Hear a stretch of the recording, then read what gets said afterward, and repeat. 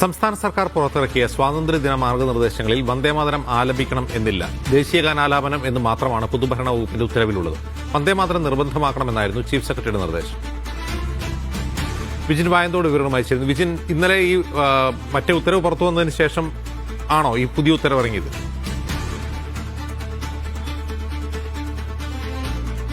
അജിംസ്, അങ്ങനെയല്ല. അതായത് ഈ പൊതുഭരണ വകുപ്പിന്റെയും പ്രോട്ടോകോൾ ഓഫീസിന്റെയും ഉത്തരവ് അത് 4-ാം തീയതിയാണ് ഇറങ്ങിയത്. 6-ാം തീയതിയാണ് ചീഫ് സെക്രട്ടറി മറ്റൊരു ഉത്തരവ് ഇറക്കിയത്. അത് വന്ദേമാതരം പൂർണ്ണമായും ആലപിക്കണം എന്നുള്ള നിർദ്ദേശമായിരുന്നു ആ ചീഫ് സെക്രട്ടറിയുടെ ഉത്തരവിൽ ഉണ്ടായിരുന്നത്. പക്ഷേ പ്രോട്ടോകോൾ ഓഫീസും ഒപ്പം തന്നെ പൊതുഭരണ വകുപ്പും ഇറക്കിയിരിക്കുന്ന ഉത്തരവിൽ അങ്ങനെയല്ല പറയുന്നത്. ദേശീയ ഗാനം ആലപിച്ചാൽ മാത്രം മതി എന്നുള്ളതാണ് ആ ഉത്തരവ്. The instructions of Government of India for recitation of Vande Mataram will be followed in full.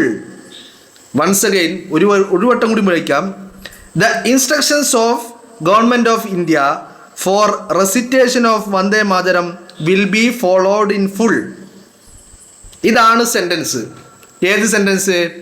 ഇന്നലെ ചീഫ് സെക്രട്ടറി ഇറക്കിയ ആ ഉത്തരവിലെ സെന്റൻസ് ഇതാണ്. ഈ സെന്റൻസിനെ കുറിച്ച് പറയുന്നതിന് മുമ്പ് കഴിഞ്ഞ 4-ാം തീയതി, അതായത് മെനിഞ്ഞാന്ന് ഓഗസ്റ്റ് 4-ാം തീയതി പ്രോട്ടോകോൾ വകുപ്പും പൊതുഭരണ വകുപ്പും കൂടിയിട്ട് ഒരു സർക്കുലർ ഇറക്കിയിട്ടുണ്ട്. ആ സർക്കുലറിനെ കുറിച്ചാണ് നിങ്ങൾ വാർത്തയിൽ കേട്ടത്. എന്താണ് ആ സർക്കുലർ പറയുന്നത്? സ്വാതന്ത്ര്യദിന ആഘോഷവുമായി ബന്ധപ്പെട്ട്, ഇൻഡിപെൻഡൻസ് ഡേ ആഘോഷവുമായി ബന്ധപ്പെട്ട് കേരളത്തിലെ പൊതുഭരണ വകുപ്പും അതുപോലെ പ്രോട്ടോകോൾ വകുപ്പും ഇറക്കിയ ഉത്തരവിൽ പറയുന്നു ദേശീയ ഗാനം മാത്രം മതി എന്ന്. അത് ഇറങ്ങിയിരിക്കുന്നത് 4-ാം തീയതിയാണ്. ഇനി ഇന്നലെ ചീഫ് സെക്രട്ടറി ഇറക്കിയ ആ ഒരു ഉത്തരവുണ്ടല്ലോ, കേരളത്തിലെ മാധ്യമങ്ങൾ, കേരളത്തിലെ കൂട്ടിക്കൊടുപ്പുകാർ, കേരളത്തിലെ മാപ്രകള്, UDF ഗവൺമെന്റിനെതിരെ നിരന്തരമായി വ്യാജങ്ങൾ പടച്ചു വിട്ടുകൊണ്ടിരിക്കുന്ന ആളുകൾ, എനിക്ക് മനസ്സിലായത് ഇവറ്റകൾക്ക് ഒരു ഇംഗ്ലീഷ് സെന്റൻസ് വായിച്ചിട്ട് അത് കൃത്യമായി മനസ്സിലാക്കുവാനുള്ള ഒരു ബുദ്ധി ഇവറ്റകൾക്ക് ഇല്ല എന്നുള്ളതാണ് എനിക്ക് മനസ്സിലാക്കുന്നത്. ഇതിൽ ചീഫ് സെക്രട്ടറി പറയുന്നത് എന്താണ്? ഈ ഉത്തരവിൽ ചീഫ് സെക്രട്ടറി എന്താണ് പറയുന്നത്? The instructions of Government of India for recitation of Vande Mataram will be followed in full. Vande Mataram ആലപിക്കുന്നതുമായി ബന്ധപ്പെട്ട് കേന്ദ്ര ഗവൺമെന്റ് ഇറക്കിയിരിക്കുന്ന നിർദ്ദേശങ്ങൾ പൂർണ്ണമായിട്ടും പാലിക്കണം. ഇതാണല്ലോ ഈ സെന്റൻസിന്റെ ആൻസർ. അല്ലാതെ ഇതിൽ വന്ദേ മാതരം ഫുള്ളായിട്ട് പാടണം എന്ന് എവിടെയെങ്കിലും പറയുന്നുണ്ടോ? വന്ദേ മാതരത്തിൻ്റെ ഒരു അക്ഷരം പോലും വിടാതെ അത് ഫുള്ളായിട്ടും വന്ദേ മാതരം ആലപിക്കണമെന്ന് എവിടെയെങ്കിലും പറയുന്നുണ്ടോ? കേന്ദ്ര ഗവൺമെൻറ് ഇറക്കിയ ഇൻസ്ട്രക്ഷൻസ് ഫുള്ളായിട്ട് ഫോളോ ചെയ്യണം. ഇതാണല്ലോ ഈ സെൻറ്റൻസ്. ഇതല്ലാതെ ഈ ചീഫ് സെക്രട്ടറി ഇറക്കിയ ആ ഉത്തരവിൽ വേറെ എവിടെയെങ്കിലും ഇതുമായി ബന്ധപ്പെട്ട പരാമർശമുണ്ടോ? ഇല്ല. ആകെ ഉള്ള പരാമർശം എന്ന് പറയുന്നത് ഈ ഒരു സെൻറ്റൻസ് ആണ്. അപ്പോൾ ഈ സെന്റൻസ് വായിച്ചിട്ട് കേരളത്തിലെ മാപ്രകൾക്ക് കാര്യങ്ങൾ മനസ്സിലാവുന്നില്ല എന്ന് പറഞ്ഞാൽ, ഒരു ഇംഗ്ലീഷ് സെന്റൻസ് വായിച്ചിട്ട് ഇവർക്കിത് മനസ്സിലാകുന്നില്ല. ഇനി നിങ്ങൾ എൻ്റെ പുറകിൽ കാണുന്ന ഒരു സംഭവമുണ്ട് അല്ലേ? അത് എന്താണെന്ന് വെച്ചാൽ കേന്ദ്ര ഗവൺമെൻറ് ഈ പറയുന്ന ബംഗാൾ ഗവൺമെൻറ്റിന് അയച്ച ഈ ഇൻസ്ട്രക്ഷൻസ് ആണ്. മനസ്സിലായില്ലേ? അത് ബംഗാൾ ഗവൺമെൻറ് ഇത് ഈ സെയിം ഇൻസ്ട്രക്ഷനാണ് രാജ്യത്തെ എല്ലാ സംസ്ഥാന ഗവൺമെൻറ്റുകൾക്കും ഈ കേന്ദ്ര ഗവൺമെൻറ് അയച്ചിരിക്കുന്നത്. ഈ ഗവൺമെൻറ്റിന് ബംഗാൾ ഗവൺമെൻറ്റിന് അയച്ച ആ ഒരു ഇൻസ്ട്രക്ഷൻ, ആ കത്തിൻ്റെ പകർപ്പാണ് നിങ്ങൾ എൻ്റെ പുറകിൽ കണ്ടുകൊണ്ടിരിക്കുന്നത്. ഈ കത്തിൽ സൂചന നമ്പർ 1, ആ സൂചന നമ്പർ 1 ഇത്തരത്തിൽ എവിടെയും പറയുന്നില്ല, കേന്ദ്ര ഗവൺമെൻറ് ബംഗാൾ ഗവൺമെൻറ്റിനോട് പറയുന്നില്ല വന്ദേ മാതരം ഫുള്ളായിട്ട് പാടണമെന്ന് ഈ കത്തിൽ എവിടെയും പറയുന്നില്ല. അപ്പോൾ ഇങ്ങനെ ഒരു ആവശ്യം കേന്ദ്ര ഗവൺമെൻറ് ഒരു കത്തിലും ഒരു ഗവൺമെൻറ്റിനോടും ആവശ്യപ്പെട്ടിട്ടില്ല. ഇനി ചീഫ് സെക്രട്ടറി പറഞ്ഞത് കേന്ദ്ര ഗവൺമെൻറ് കൊടുത്ത ഇൻസ്ട്രക്ഷൻ പൂർണ്ണമായിട്ടും പാലിക്കണമെന്നാണ്. അപ്പോൾ കേന്ദ്ര ഗവൺമെൻറ് കൊടുത്ത ഇൻസ്ട്രക്ഷനിൽ അങ്ങനെ വന്ദേ മാതരം എവിടെയെങ്കിലും പാടണമെന്ന് പറഞ്ഞിട്ടുണ്ടോ? ഒന്നാമത്തെ കാര്യം അതില്ല. അപ്പോൾ അതില്ല എന്ന് പറയുമ്പോൾ പിന്നെ എവിടെയാണ് ചീഫ് സെക്രട്ടറി പറഞ്ഞ കത്തിൽ എവിടെയാണ് വന്ദേ മാതരം പൂർണ്ണമായിട്ടും പാടണമെന്ന് പറഞ്ഞിട്ടുള്ളത്? അപ്പം ലക്ഷ്യം വളരെ കൃത്യമാണല്ലോ, വ്യക്തമാണല്ലോ, അജണ്ടകൾ നിർണയിച്ചിരിക്കുകയാണല്ലോ. ഈ ഇംഗ്ലീഷ് സെന്റൻസ് വായിച്ചിട്ട് എനിക്കത് മനസ്സിലായില്ല എന്ന് പറഞ്ഞാൽ ഇത് ഓക്സ്ഫോർഡ് ഡിക്ഷണറിയിൽ വരുന്ന പദങ്ങളൊന്നല്ല ഇതിൽ ഉപയോഗിച്ചിരിക്കുന്നത്. നല്ല അസൽ ഇന്ത്യൻ ഇംഗ്ലീഷിലാണ് ഈ കാര്യങ്ങൾ പറഞ്ഞിരിക്കുന്നത്. കടിച്ചാ പൊട്ടാത്ത വാക്കുകളുടെ പ്രയോഗങ്ങളോ ശശി തരൂരിൻ്റെ ആക്സെന്റോ പ്രൊണൗൺസിയേഷനോ ഒന്നുമില്ല. വളരെ കൃത്യമായി, വളരെ ലളിതമായി ഒരു 1ാം ക്ലാസ്സിലെ വിദ്യാർത്ഥിക്ക് പോലും വായിച്ചാൽ മനസ്സിലാകുന്ന രീതിയിൽ വളരെ സിമ്പിളായിട്ട് ചുറ്റുകെട്ടുകൾ ഒന്നുമില്ലാതെ വളരെ കൃത്യമായിട്ട് പറഞ്ഞിരിക്കുന്നു.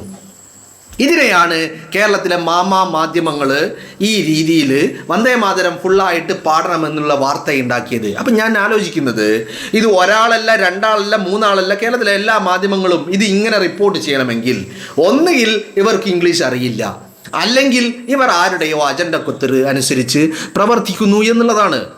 വളരെ കൃത്യമാണല്ലോ കാര്യങ്ങൾ വളരെ കൃത്യമാണല്ലോ. അപ്പോൾ അവിടെ ഇത് നടക്കുമ്പോൾ നിങ്ങളൊരു കാര്യം കൂടി മനസ്സിലാക്കണം. ഇത് നടക്കുമ്പോൾ ഇവിടെ വേറൊരു കൃത്യമായ ഒരു സംഭവം മറ്റൊന്നുകൂടി ഉള്ളത് എന്താണെന്ന് വെച്ചാൽ, ഇതേ ഓഗസ്റ്റ്, അതായത് ഇന്നലെയാണ് ഈ പറയുന്ന, അതായത് ഓഗസ്റ്റ് 8-ാം തീയതിയാണ് ചീഫ് സെക്രട്ടറിയുടെ ഉത്തരവ് പുറത്തേക്ക് വരുന്നത്.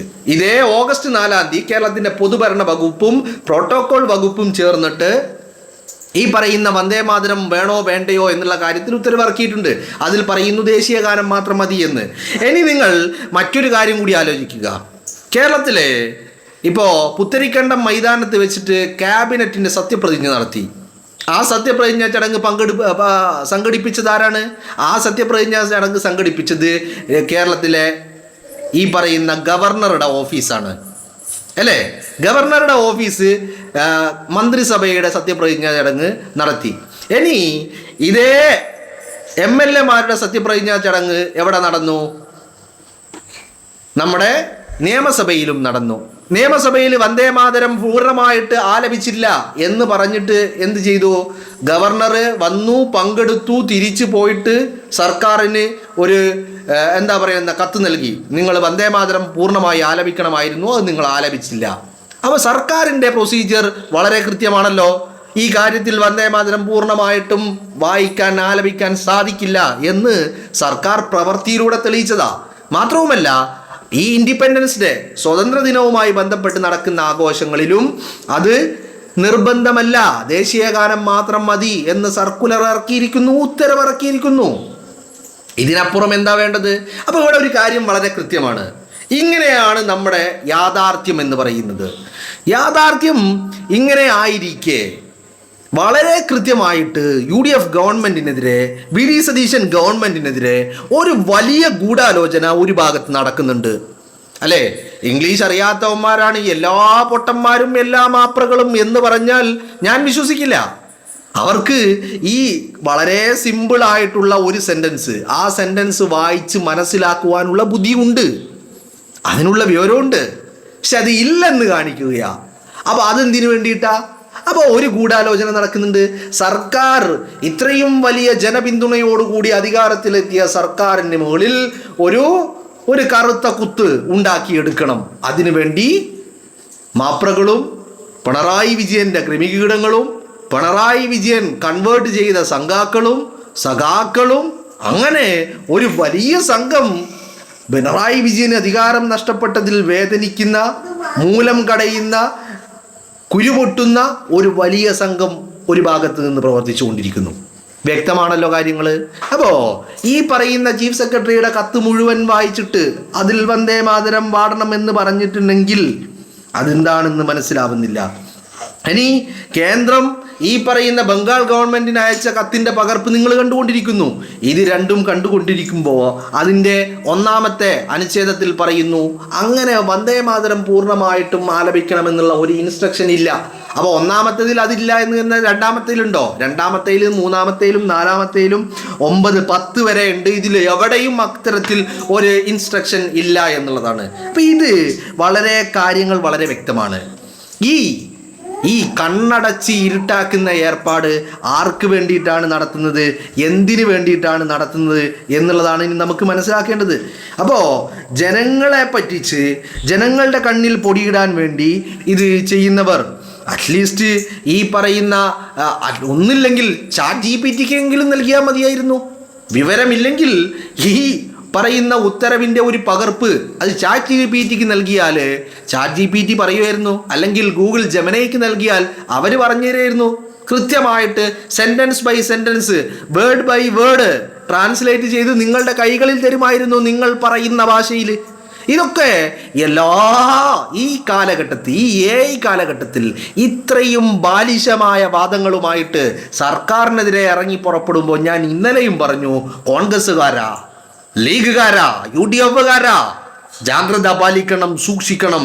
കാരണം വിഷസർപ്പങ്ങൾ എല്ലാം കൂടി മാളത്തിൽ നിന്ന് പുറത്തേക്ക് ഇറങ്ങിയിട്ടുണ്ട്. മൂലംകടച്ചില് പിണറായി തമ്പുരാൻ അലഞ്ഞു നടക്കുകയാണ്. പിണറായി തമ്പുരാന്റെ അധികാരം നഷ്ടപ്പെട്ട് ലിഫ്റ്റില്ല, ഹൈഡ്രോളിക് ലിഫ്റ്റ് ഇല്ല, ഓടുന്ന ബസ്സില് തൂറാനുള്ള സൗകര്യമില്ല, ഒന്നും തന്നെ ഇല്ല. അപ്പോൾ പിണറായി വിജയൻ ഈ ചെറിയ തോളിലിട്ട് കേരളത്തിൻ്റെ തെരുവിലൂടെ നടക്കുക, ഒരാളും തിരിഞ്ഞു നോക്കുന്നില്ല, ഒരു ചെത്തലപ്പട്ടിയുടെ വില പോലും ഒരാളും കൽപ്പിക്കുന്നില്ല. അതിൽ വല്ലാത്ത മൂലം കടച്ചിൽ ഈ വിഷസർപ്പങ്ങൾക്ക് എല്ലാവർക്കും ഉണ്ട്. എല്ലാവരും ഒരുമിച്ച സതീശനെതിരെ, UDF-നെതിരെ, കോൺഗ്രസിനെതിരെ, മുസ്ലിം ലീഗിനെതിരെ, മന്ത്രിമാർക്കെതിരെ. എന്താ